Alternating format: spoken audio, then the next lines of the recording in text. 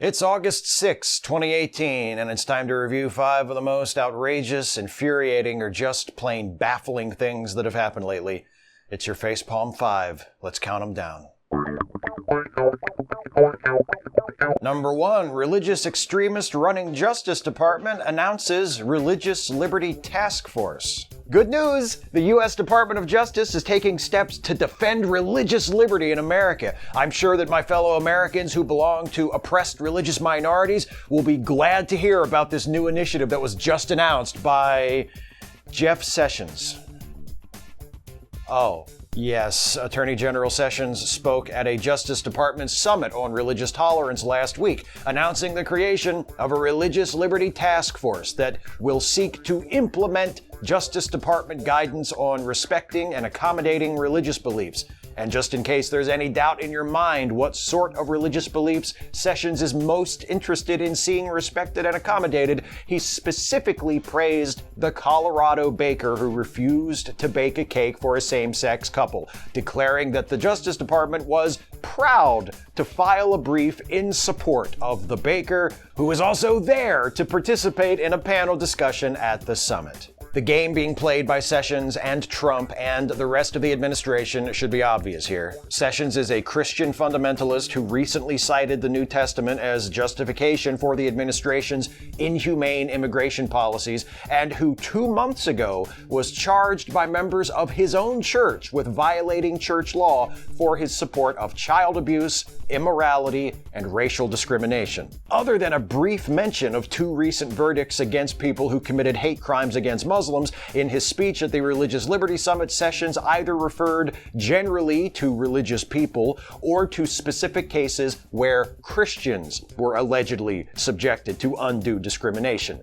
He proudly declares his commitment to protecting religious people from violence and intimidation, but mostly ignores the reality of anti-Muslim and anti-Semitic hate crimes, both of which have been committed at significantly higher rates since the Trump administration took office. He made sure to mention Trump's declaration that once he was president, people could say Merry Christmas again. However, priorities. Priorities are important. The priorities of Jeff Sessions and his Religious Liberty Task Force couldn't be more clear.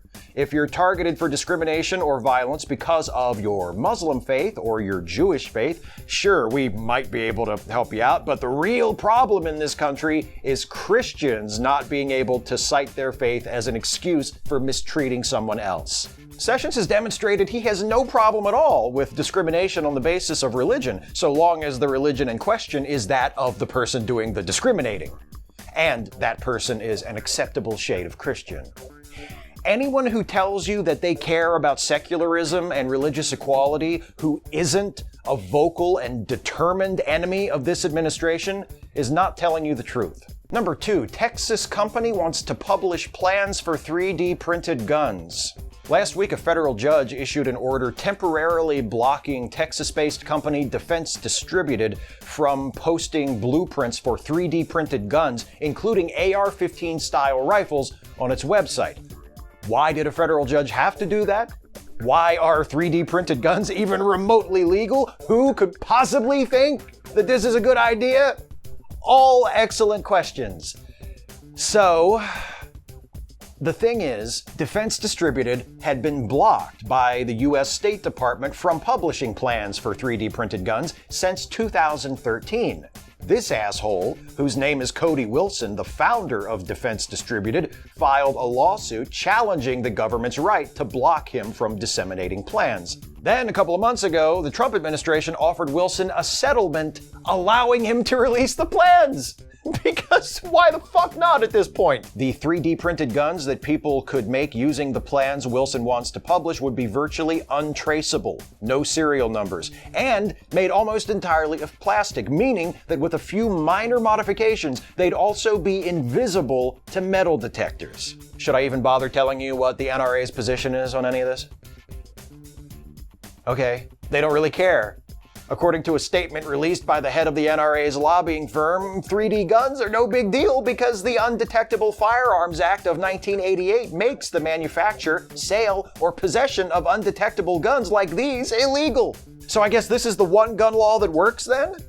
Because That's what the NRA has been telling us for years, right? That we shouldn't be passing additional gun laws because gun laws don't work.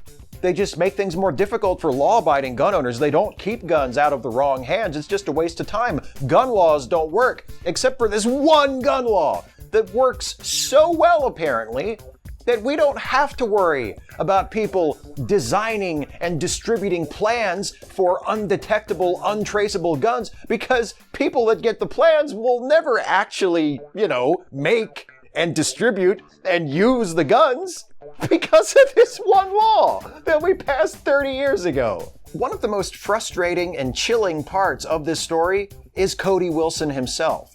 He seems utterly unbothered by the potential consequences of what he wants to do. A story in Wired magazine last month quotes him as saying, "All this Parkland stuff, the students, all these dreams of common sense gun reforms? No. The internet will serve guns. The gun is downloadable. No amount of petitions or die-ins or anything else can change that." No attempt to argue, however spuriously, that making plans for homemade guns available will benefit society in some way. No sense that he even cares about that. Just an unthinking devotion to the dogma of the gun. And, perhaps most importantly of all, from where he stands, a declaration of victory. The gun is downloadable. He wins.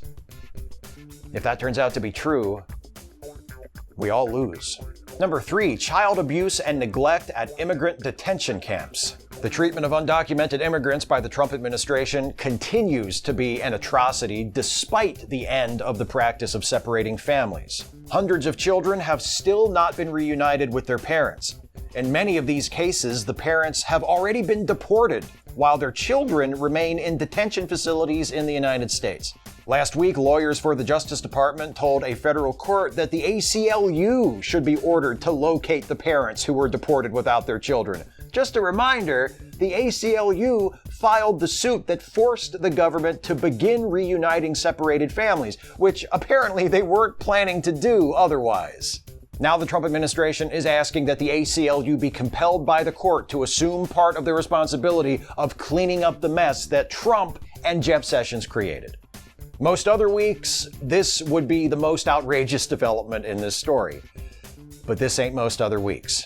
Last week, the American Immigration Lawyers Association announced that a toddler had died shortly after being released from ICE custody. The child's death was reportedly due to a respiratory illness she contracted at the ICE detention facility in Dilley, Texas.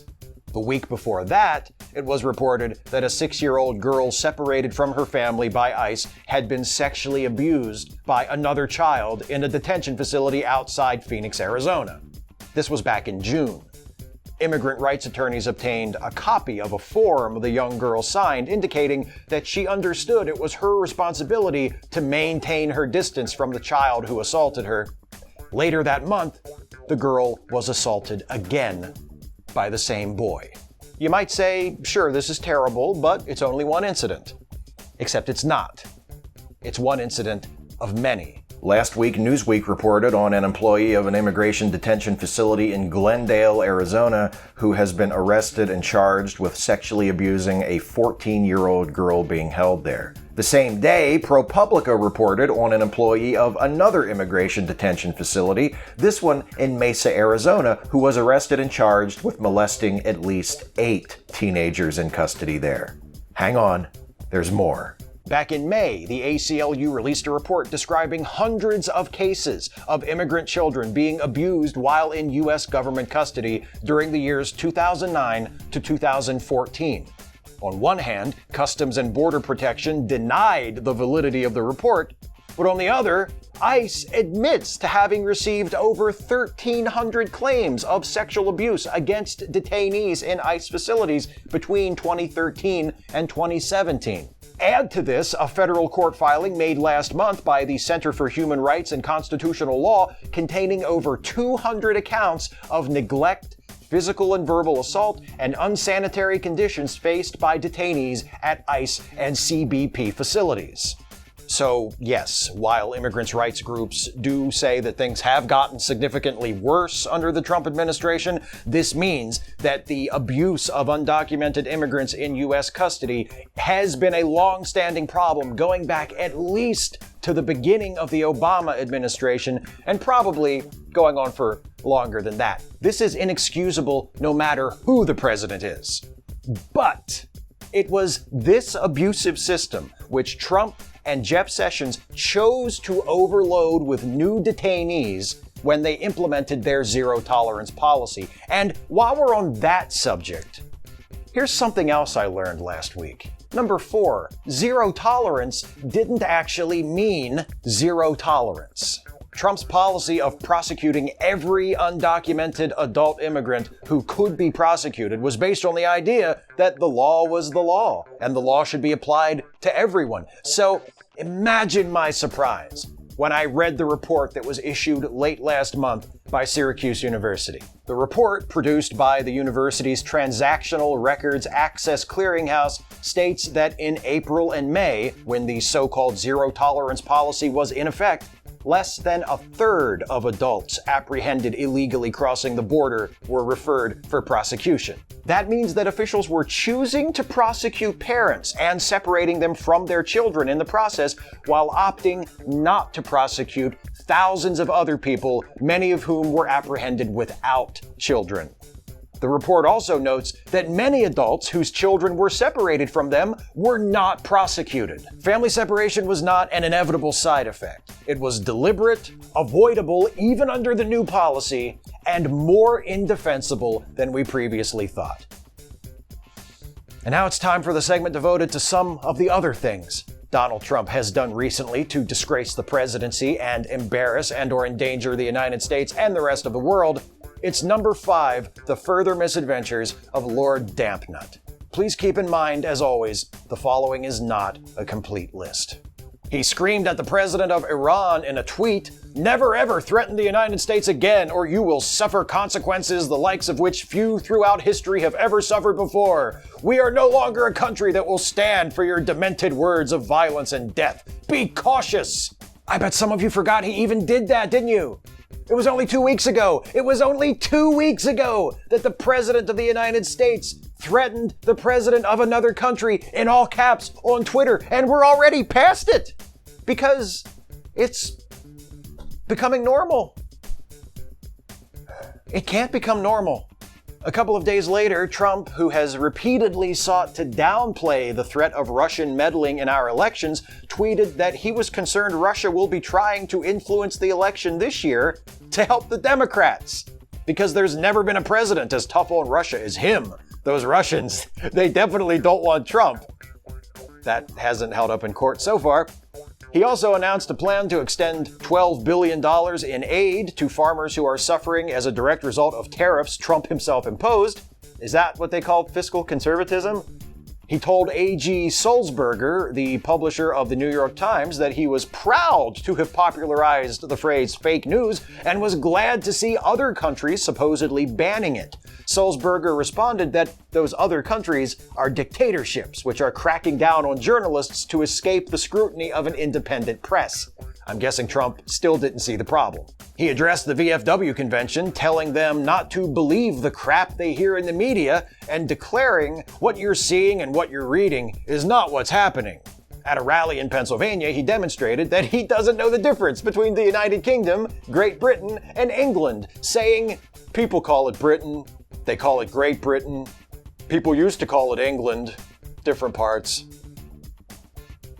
So, England is a country.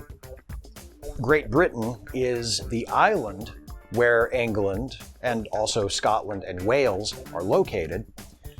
The United Kingdom is the sovereign state, which includes the countries of England, Scotland, Wales, and also Northern Ireland. So. I was in Geography B when I was in 5th grade. I got 4th place. I would have gotten at least 3rd place, but I got a question wrong about Madagascar. But I would like to think that even if I hadn't had that experience, I would still be able to distinguish between England, Great Britain, and the United Kingdom. And I would think that I would especially be able to do that if I were the president of a country of which one of the most important allies was the United Kingdom. I'm just saying. Oh, Christ, what else? He tweeted, Attorney General Jeff Sessions should stop this rigged witch hunt right now before it continues to stain our country any further. Bob Mueller is totally conflicted, and his 17 angry Democrats that are doing his dirty work are a disgrace to the USA.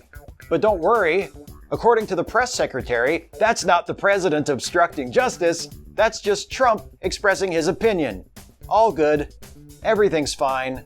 And finally, at a rally in Florida, Trump declared his support for voter ID laws, saying it just made sense because you need a photo ID if you go out and buy groceries.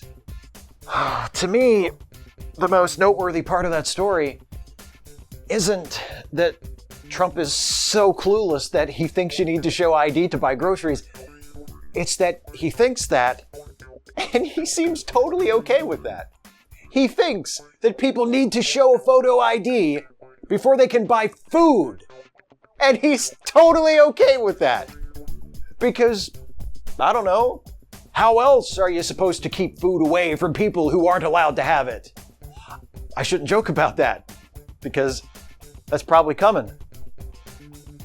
That's 5. Speak out, act out, resist. Look after each other.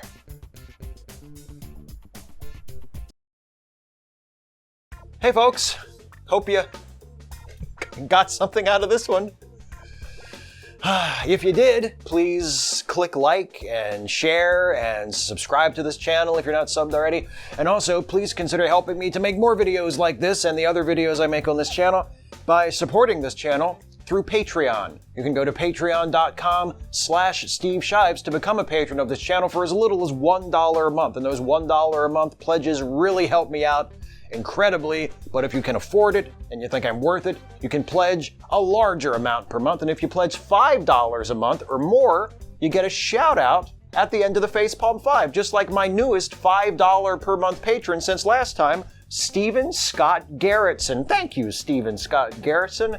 I really appreciate it. I appreciate all of you for watching, whether you are patrons at any level or not. And I'll see you next time